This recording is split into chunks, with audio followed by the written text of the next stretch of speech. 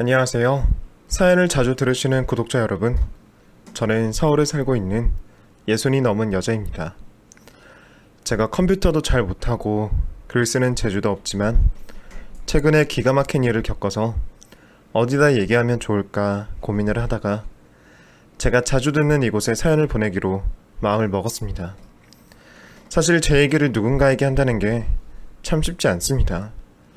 제가 하고 싶은 얘기가 저희 가족 얘기인데 솔직히 이게 무슨 집안 망신인가 싶으면서도 그때 일만 생각하면 아직도 속에 천불이 나서 자다가도 벌떡벌떡 일어나는 걸 보면 누군가에게 좀 속 시원히 한번 털어놓고 그냥 잊어버리자 하고 마음을 먹은 것도 사실입니다. 저는 아들 하나를 키우고 있습니다. 정확히 말하면 제가 아들을 키우는 게 아니라 저는 이제 아들에게 돌봄을 받고 있죠. 남편은 아들이 초등학교 4학년 때 먼저 세상을 등졌습니다. 참 좋은 사람이었는데 음주운전 뺑소니 차량과의 사고로 그 자리에서 세상을 떠났죠. 말도 안 되는 일이라고 생각했습니다.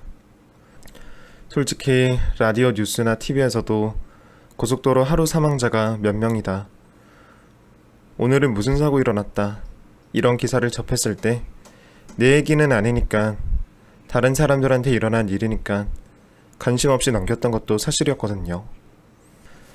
그때 조금 더 마음을 담아서 유가족들을 위로해줄걸, 남편에게 조심하라고 말을 해줄걸 하는 생각을 얼마나 많이 했는지 모릅니다. 지금이야 그런 것들이 없지만 제가 쭉 서울에서 살았는데 저희 동네는 제가 젊을 때만 해도 이웃집에 누가 사는지 무슨 일이 생겼는지 알 정도로 돈독한 사이였습니다. 저희 남편이 갑작스레 세상을 떠났다는 얘기를 들은 동네 주민들이 저희의 학교 가는 것도 도와주고 밥도 챙겨 먹여주고 숙제도 챙겨서 봐주고 하는 덕분에 남편을 잘 보내줄 수 있었지요. 사실 아이를 장례식에 데려가서 지혜비가 떠나는 길을 같이 배웅해주는 것이 맞지만 발인 날 말고 장례식을 진행하는 3일 동안은 아이를 최대한 빈소에 못 오게 했습니다. 그 당시 저희 애가 초등학교 4학년이었는데 사교육은커녕 애를 제대로 키울 형편이 안 됐음에도 불구하고 제법 머리가 좋았는지 공부를 꽤 잘했었거든요. 저는 애를 열심히 가르쳐야 한다는 학구열 같은 것도 없었고 솔직히 먹고 사느라 바빠서 애가 공부를 엄청 잘하는 것도 몰랐습니다. 그리고 초등학생이 공부 잘해봤자 뭐 인생에 얼마나 큰 영향을 끼칠까 싶었던 아니란 생각도 있었고요. 하지만 주변 학부모들은 달랐습니다. 영진이 엄마, 영진이 아빠 장례 치를 때 말이야, 영진이 우리 집에서 봐주면 어떨까 싶은데 아직 애가 어린데 3일 내내 빈소에 있기 힘들잖아.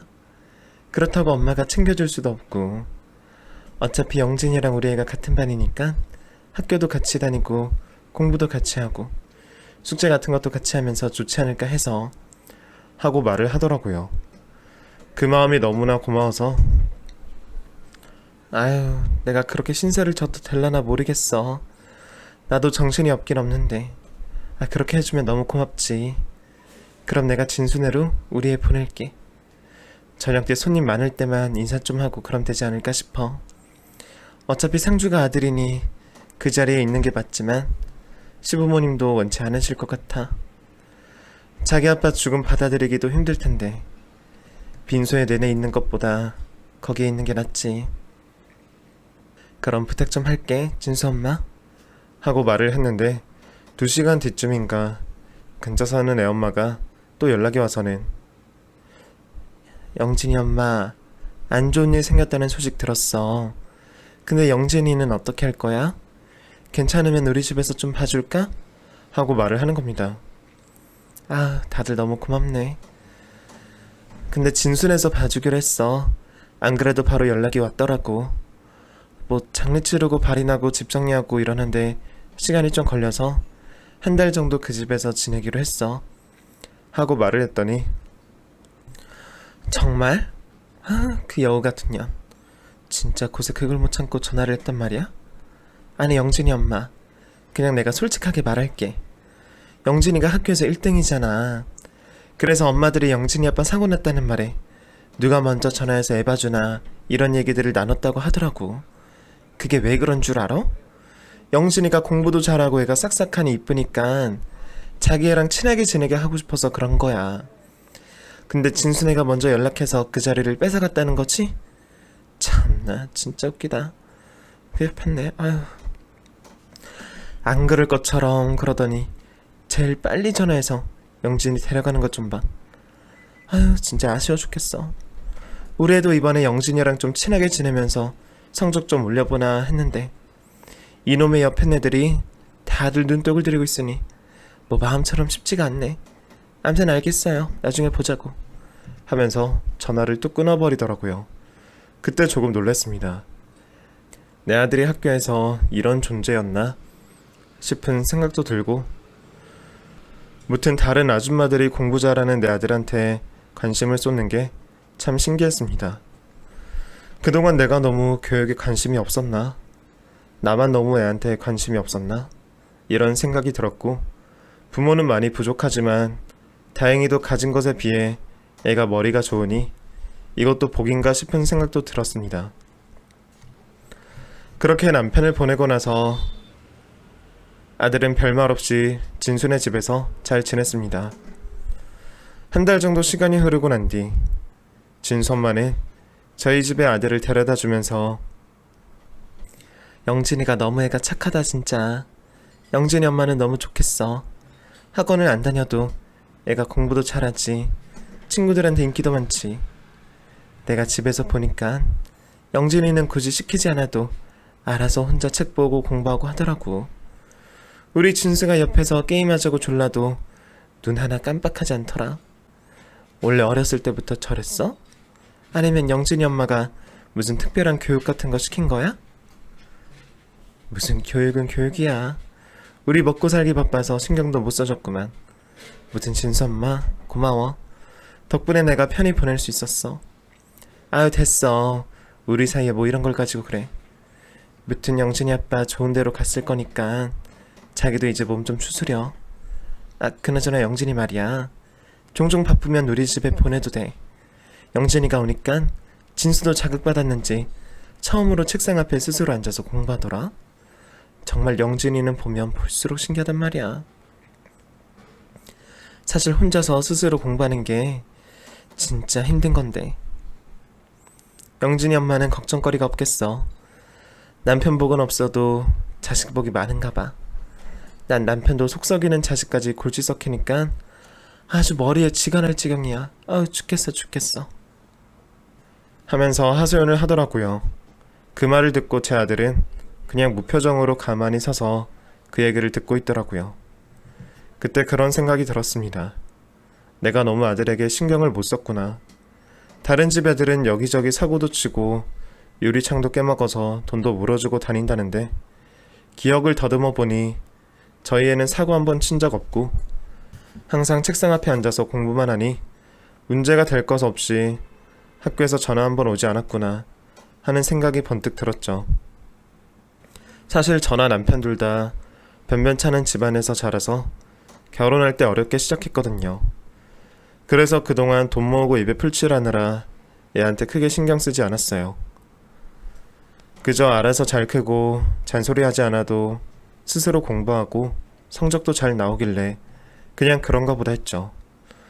하지만 주변 아줌마들이 우리 영진이를 탐내하는 걸 알고 난 후부터 내 아들이 남들과는 다른 아이구나.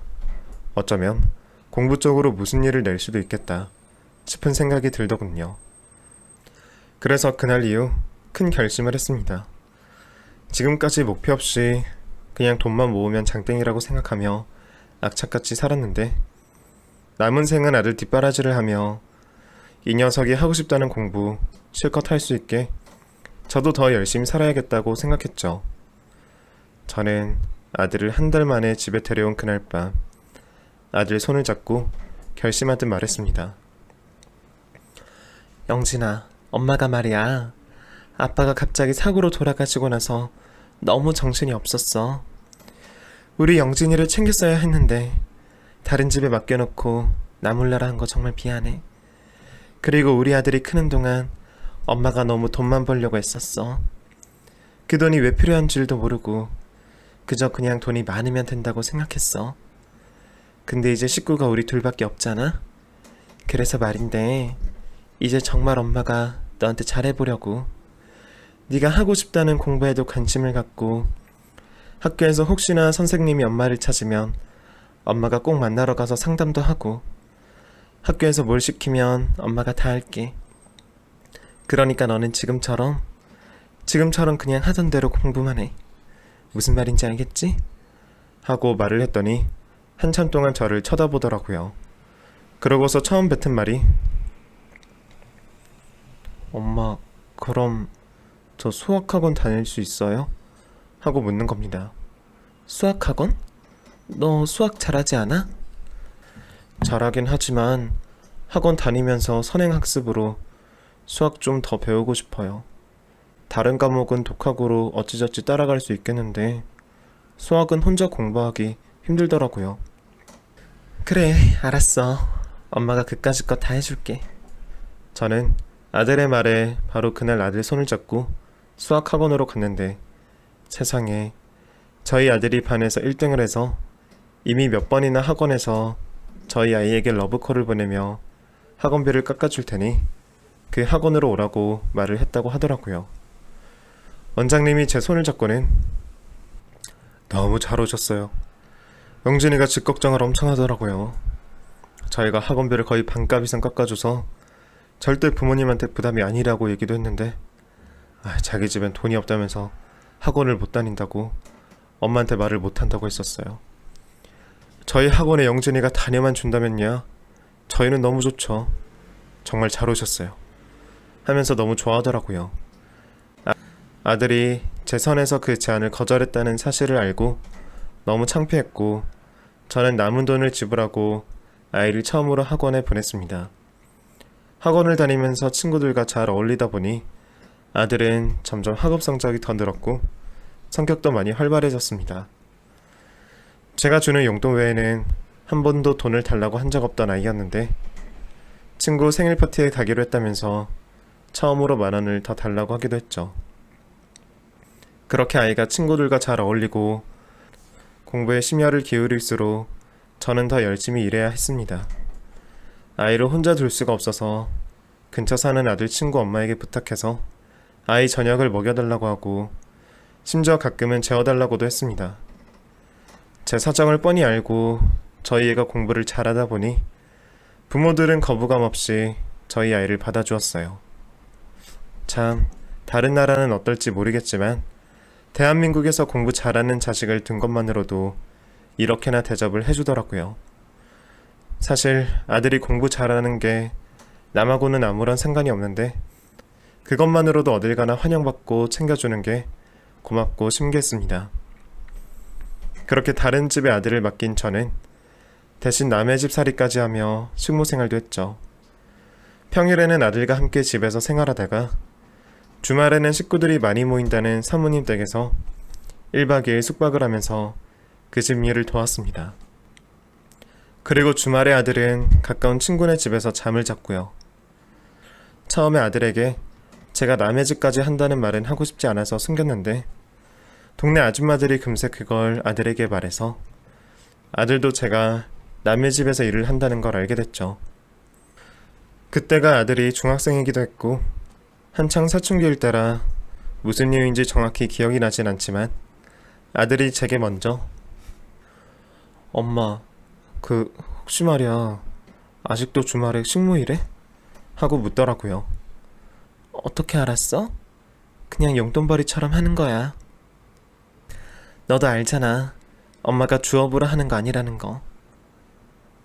알지. 아는데 엄마 그거 안 하면 안 돼? 솔직히 나 쪽팔려. 친구들이 엄마가 식모라고 놀리는데 할 말이 없잖아. 그리고 그거 하면 몸 상하는 거 아니야? 그거 말고 다른 일도 많은데 꼭 그걸 해야 되는 거야? 엄마 다른 일 알아보면 안 돼? 하고 말을 한 적이 있었죠. 하지만 그 일을 건들 수 없었습니다. 다른 일보다 월급도 많이 주시고 그거만큼 좋은 일이 없는데 식모라는 이유만으로 아들 면을 세워줘야 한다는 이유만으로 이를 관둘 수 없었죠. 아들은 불평불만을 하면서도 꾸준히 공부를 했고 처음엔 일을 그만두라고 하다가 제가 계속 일을 나가니 그런 제 모습이 안쓰러웠는지 더 이상 그런 말을 하지 않더라고요. 보통 식모살이 하면은 몸고생보다 마음고생이 많다고들 하는데 저는 운이 좋아서 그런지 좋은 사모님을 만나서 어려움 없이 일할 수 있었어요. 가끔은 그 집에선 식구처럼 저를 대해주셨고 저희 애보다 3살이 많은 남자애를 키우고 있던 사모님이 저희 아들 입으라고 새우처럼 깨끗한 옷도 주시고 운동화도 많이 물려주셔서 옷이랑 신발 같은 건 걱정 없이 키울 수가 있었거든요. 그러니 아들이 그만두라고 사정을 해도 사모님과 정이 들어 그럴 수 없었죠. 그렇게 일도 열심히 하고 또 입는 거 먹는 거 아껴가며 아들을 키웠더니 고맙게도 제 아들 유명 법학대학에 입학할 수가 있게 됐고 동네 현수막까지 붙이게 됐습니다. 어느 정도 예상은 했지만 그래도 너무 기쁘더라고요. 당연히 동네 사람들이 저희 집에 들러서는 영진이 엄마 떡이라도 돌려야 되는 거 아니야? 너무 고생했네. 부러워 죽겠어 진짜.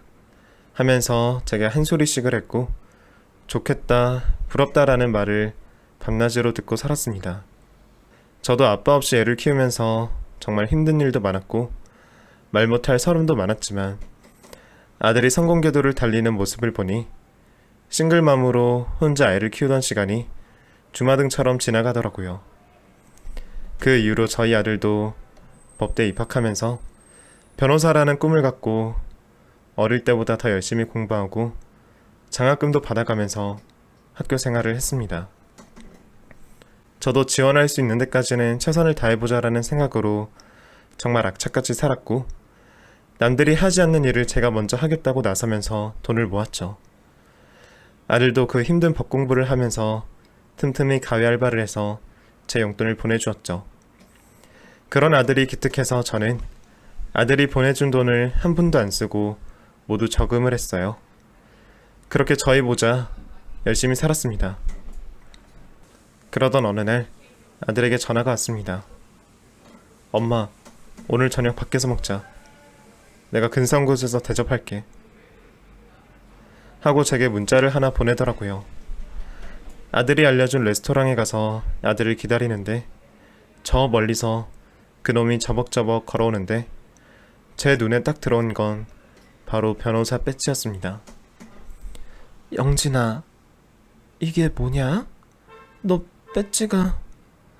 엄마, 나 이제 진짜 변호사 됐어. 그거 말하려고 오늘 밖에서 보자고 했어. 어때? 나 진짜 멋있지? 하면서 자기가 차고 있던 배지를 제게 꽂아주는데 울컥하고 눈물이 쏟아지더라고요.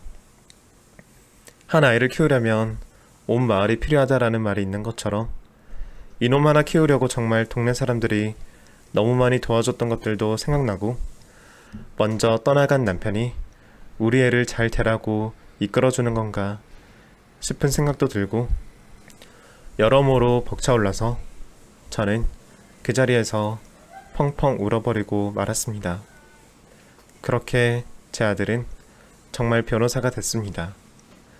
아들의 첫 직장은 꽤 큰 로펌이었습니다. 아는 사람들은 이름만 들어도 알만한 곳이었고 아들이 변호사가 됐다는 사실을 사람들이 알게 되면서 그때부터 선자리가 엄청 들어오더라고요. 동네 사람들은 자기 딸과 결혼을 시키면 어떻겠냐고 수시로 연락을 해댔고 동창 모임에 한번 나갔더니 제 아들이 변호사가 됐다는 걸 어떻게 알았는지 저보고 밥을 사라고 해서 크게 한턱을 낸 적도 있었습니다. 가끔은 너무 괜찮은 처자를 소개해주겠다는 연락도 있었지만 제 아들의 결혼이고 성인인 아들에게 여자를 소개해주는 게 제 상식적으로는 좀 이상하다는 생각이 들었고 잘 자라왔던 것처럼 어련히 결혼 문제도 알아서 잘하겠거니 싶은 생각이 들어 아들의 연애나 결혼에 관여하지 않았습니다. 하지만 제가 너무 안일했던 걸까요? 하루는 아들이 술이 취해 집에 들어와서는 엄마, 나 좋아하는 여자가 생겼는데 이 사람이랑 결혼하면 어떨 것 같아? 하고 제게 사진 하나를 보여주는 겁니다. 너무 이쁘고 착하게 생겼네. 뭐 하는 친구야? 하고 물었더니 그냥 회사원. 모임에서 알게 됐는데 애가 너무 싹싹하고 예뻐. 근데 날 받아줄지 모르겠어. 얘 사실 인기 엄청 많거든. 얘 좋아하는 남자도 많고. 그래서 나 같은 애를 받아줄지 모르겠네.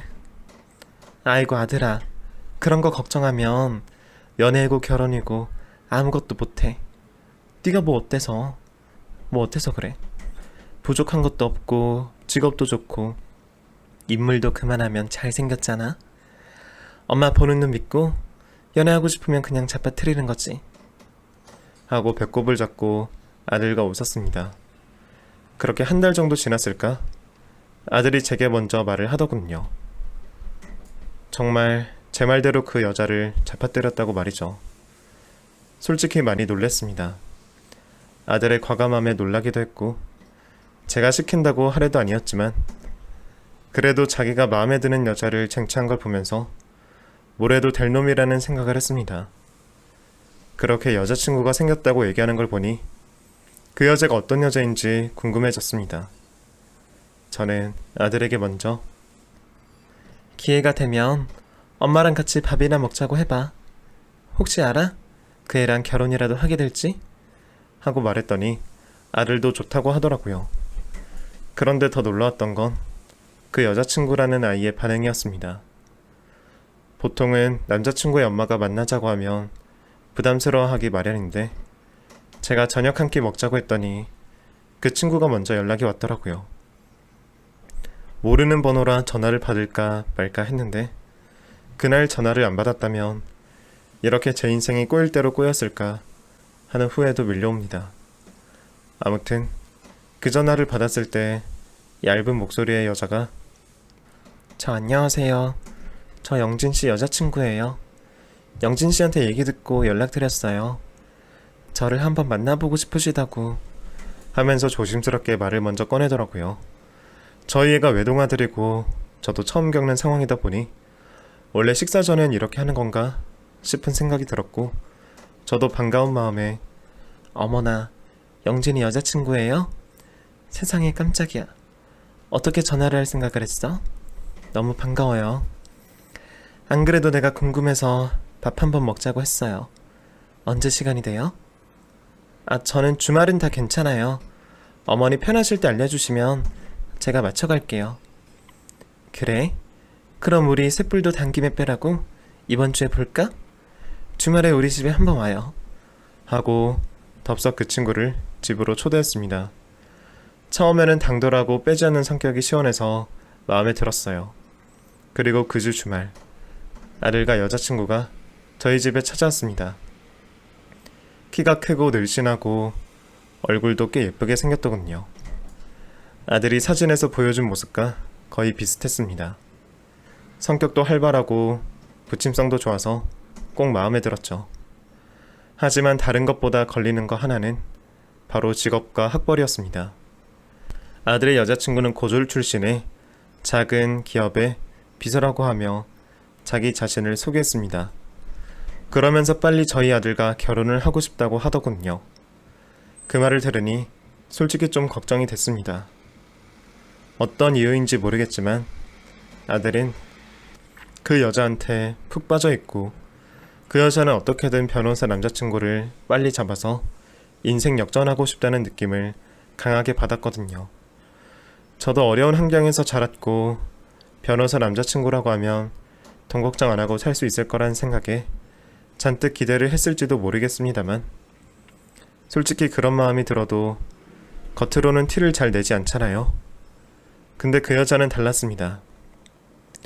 밥을 한 끼 먹고 과일을 먹는데 다짜고짜 제게 어머니, 근데 저 드릴 말씀이 있어요. 저 영진 씨랑 결혼하면 다니는 회사는 간두고 전업주부로 일할 거예요. 그러니까 맞벌이니 뭐니 그런 얘기는 안 해주셨으면 좋겠어요. 그리고 솔직히 영진 씨 직업 뛰어난 거 저도 인정해요. 근데 저 좋다는 남자 많았거든요. 검사, 경찰, 교사 뭐 내놓으라는 직업 많았는데 영진 씨 선택했어요. 영진 씨가 어머니께 무슨 말 했는지 모르지만 이 사람이 절 엄청 좋아했거든요.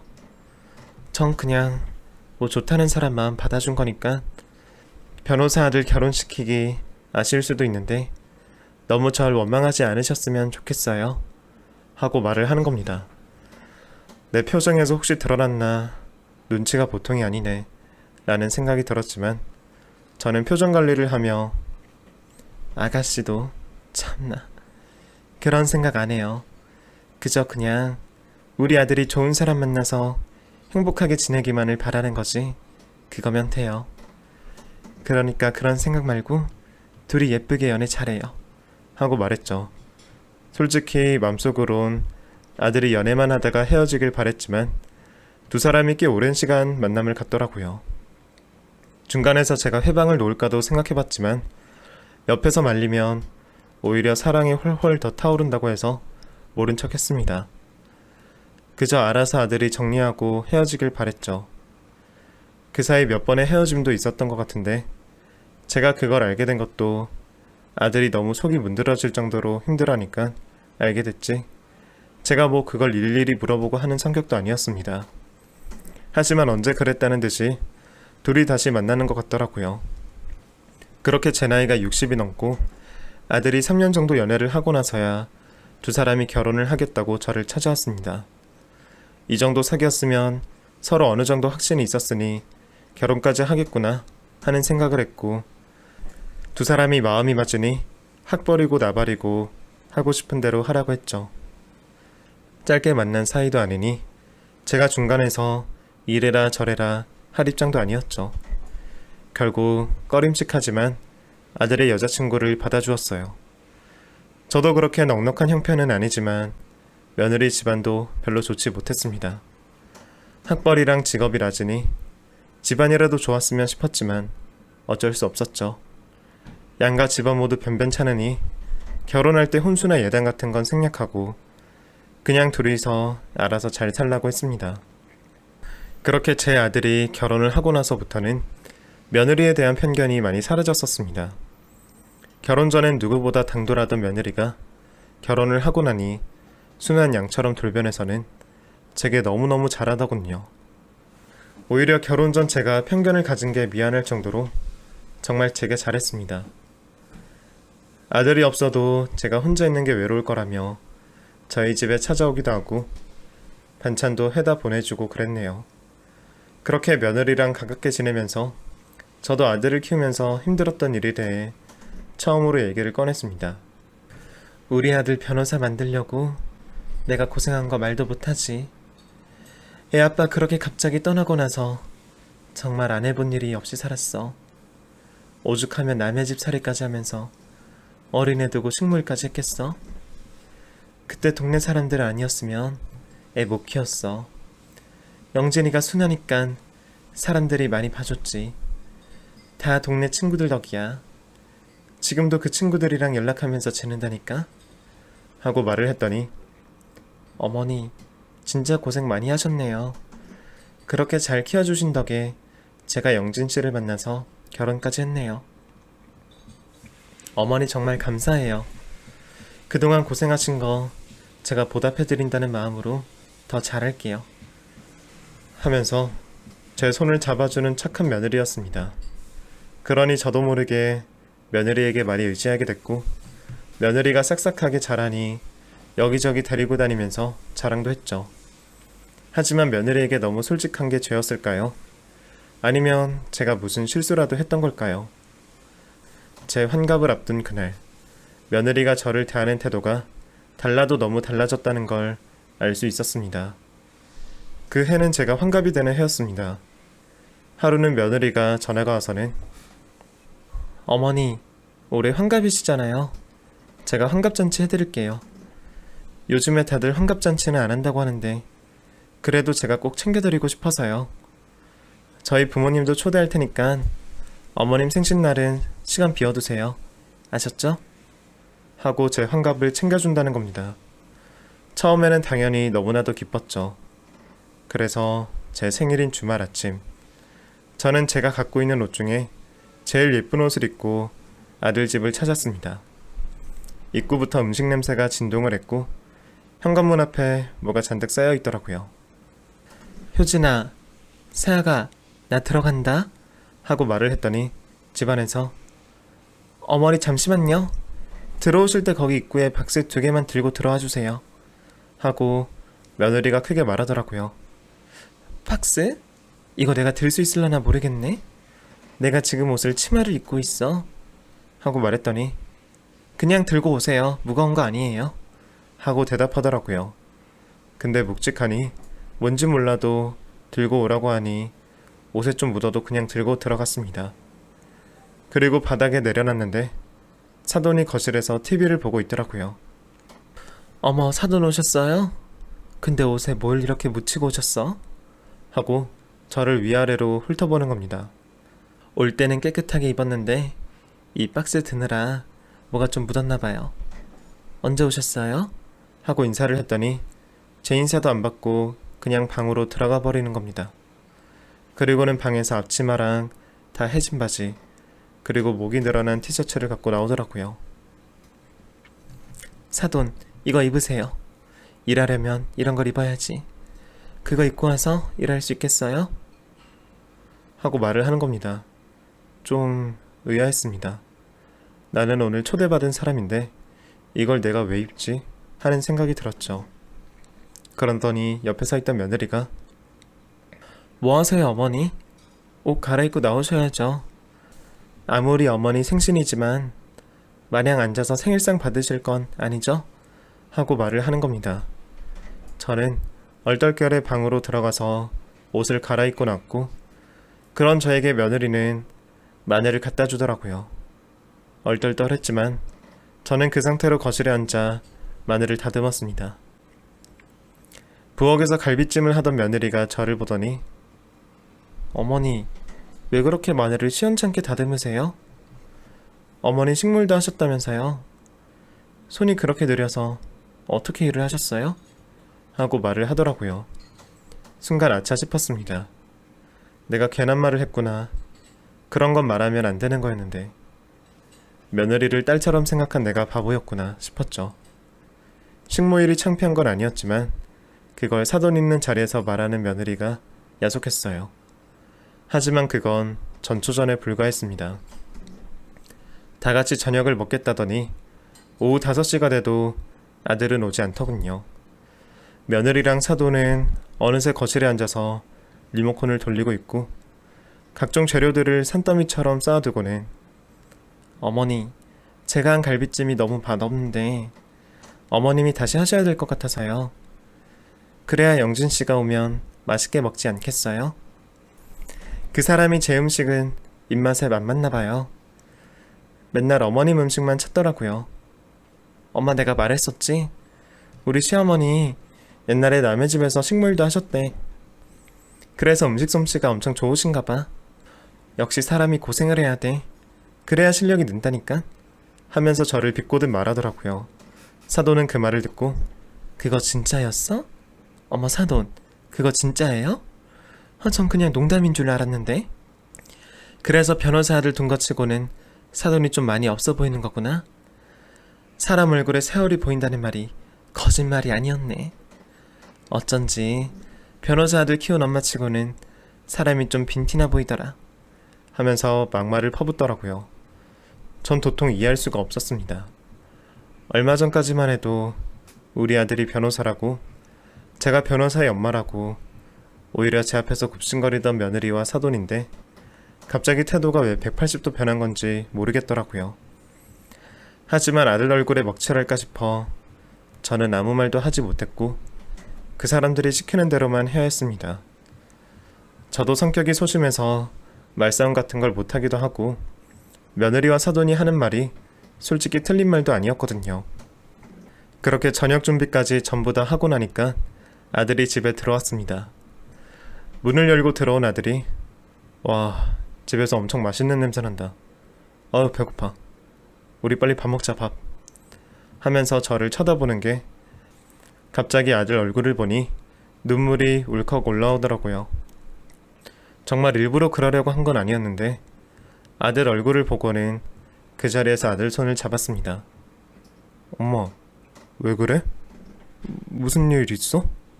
하고 제 얼굴을 쳐다보던 아들과 벙찐 표정으로 저를 쳐다보던 며느리와 사돈. 그때 그 적막했던 분위기를 아직도 전 잊지 못합니다. 아들은 두 사람을 번갈아 보더니 무슨 일 있었네. 장모님, 그리고 당신, 무슨 일이야? 말해봐. 하면서 두 사람을 몰아가기 시작하는 겁니다. 저는 그 순간 잘못됨을 감지하고 아들 손을 잡고 방으로 끌고 들어왔습니다. 별일 아니야, 영진아. 그러니까 너무 뭐라고 하지 마라. 내가 다 잘못한 거야. 그냥 환갑잔치고 뭐고 그런 거 하지 말자고 할 걸 그랬어. 내 주제에 무슨 잔치냐, 잔치는. 그냥 평소처럼 먹고 대충 때웠어야 했는데. 내가 뭐 잘한 게 있다고 사돈이랑 며느리한테 저런 상차림을 받겠어. 하고 말했더니 아들이 저를 쳐다보며 엄마, 그게 무슨 소리야. 엄마가 나 키우느라 얼마나 고생을 많이 했는데 지금 날 잡고 있는 그 손이 말해주고 있잖아. 어린 시절부터 엄마는 항상 손이 투박했었어. 맨날 갈라져서 피가 나고 굶어도 아프다는 말 한 번 안 했잖아. 엄마 덕에 내가 이렇게 잘 자랐는데 무슨 말도 안 되는 소리를 하고 있어. 하고 제 편을 들어주더라고요. 그 말을 들으니 뭔가 힘이 나기도 했고 갑자기 억울한 것들이 생각나서 아들에게 그날 있었던 일을 전부 털어냈습니다. 아들은 그 말을 듣고 예상이라도 한 것처럼 방 안에서 큰 가방 하나를 들고 나오더라고요. 그리고 벙쪄서 보고 있는 사돈과 며느리에게 한 소리 했습니다. 장모님, 그리고 너, 내 말 잘 들어. 한 번만 더 이 집에서 우리 엄마 손에 물 한 방울 묻히면 나 그때 안 참아.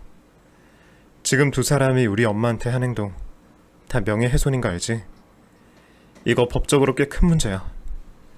연예인들이 악플러들 고소해서 벌금 먹이는 거 다들 TV에서 봐서 알 거 아니야. 아, 효준이 너는 고졸이라 이런 말이 어려서 잘 모르나? 장모님은 뭐 말할 것도 없겠지. 두 사람 다 꼴 보기 싫으니까 효준이 너는 짐 싸서 친정 가.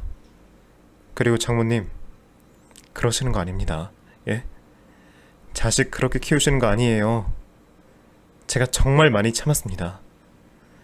효준이가 제가 번 돈 장모님께 몰래 보내드려도 그냥 저 모른 척 했고, 비상금 통장 만들어서 자기 돈 따로 모을 때도 그냥 모르는 척 했어요.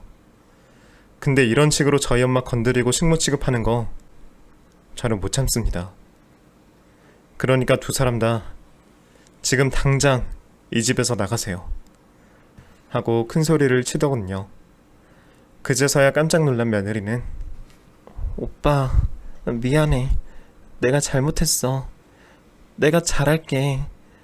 오빠가 직업이 너무 좋아서 어머님도 깐깐하실 줄 알았는데 진짜 우리 엄마처럼 푸근하고 잘해주시고 어렵게 사셨다고 해서 나도 잠깐 미쳤었나봐. 그냥 나랑 비슷한 사람인 줄 알았어.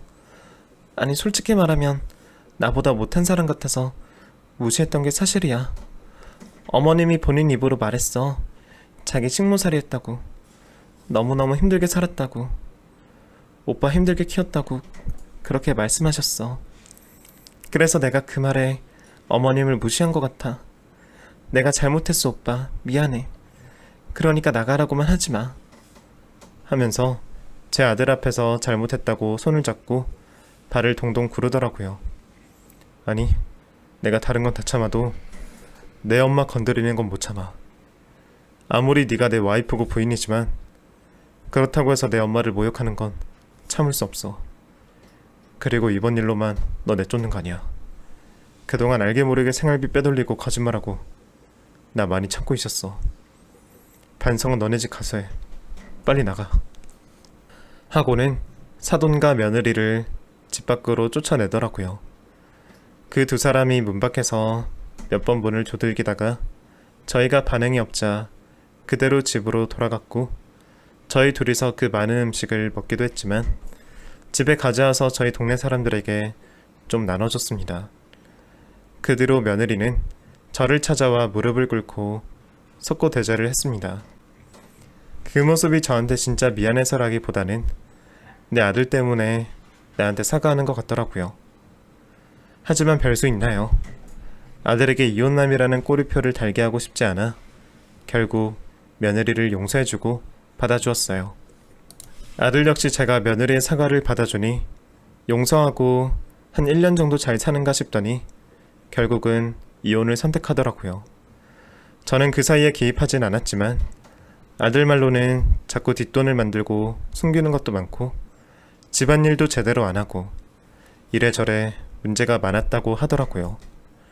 자기도 어떻게든 가정을 지키고 싶어 했는데 아무리 노력해도 이미 결혼 생활에 대한 신뢰가 전부 깨져버려서 결국 이혼을 선택할 수밖에 없었다고 말을 했습니다. 어쩌면 예정된 결과일지도 모르겠습니다. 아들의 선택이라 제가 왈가왈부할 순 없지만 지난 세월을 돌아보면 며느리와의 관계에 있어서 제가 너무 딸처럼 대했나 싶은 생각도 들고 여러모로 아쉬운 점도 많습니다. 인생에 흠이라곤 하나도 없던 아들이라고 생각했는데 이혼이라는 흠이 생겨서 마음이 조금은 아프지만 그 흠을 아들과 함께 또 잘 메꿔갈 수 있는 좋은 사람을 만나길 바라야겠죠. 앞으로 바라는 게 있다면 우리 아들이 좋은 색식감 얻어서 행복한 가정을 꾸려 나갔으면 좋겠습니다. 그러면 더 바랄 것도 없는 것 같네요. 제 사연은 여기서 마치고요. 지금까지 들어주셔서 감사합니다.